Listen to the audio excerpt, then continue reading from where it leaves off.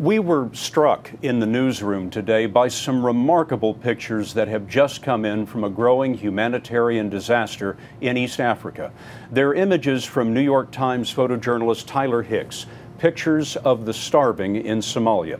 We talked to Tyler Hicks today, but before we get to that, here's a little bit of background on what's happening there. It's essentially a drought in the Horn of Africa that has destroyed crops for more than a year. Refugees are pouring out of Somalia, the failed, lawless state.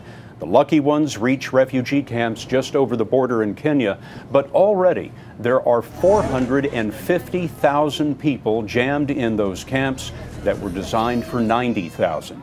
In all, right now, 12 million people are at risk of starvation. Those are the people Tyler Hicks and writer Jeffrey Gettleman of the New York Times found in Somalia's capital. We spoke to Hicks earlier today. Tyler, your pictures, of course, are about individuals, but I'm curious about what we can't see. Can you give us an idea of how many people are affected this way? It's not like a place that you have to look very far. Everywhere in the city, there are people streaming in. Particularly, the thing that jumped out at me is the amount of children and how incredibly frail they were. They're women, just almost every single one of them is carrying, at times, just, you know, what looks like skin and bones. And I honestly, there were moments that I didn't even know if the child that they were carrying was alive until, you know, they shifted and you could see that the child was moving. In terms of the people who are truly starving that we see in your photographs, are we talking about dozens, hundreds, thousands? Oh, thousands, many thousands of people.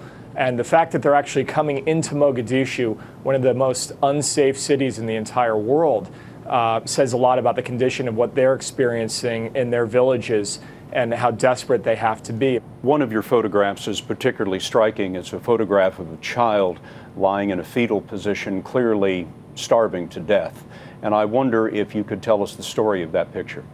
This particular child, really, it struck me how skinny this child was, and the position of how the child was laying on the table was just really striking, and I thought really got that point across of how desperate it is there.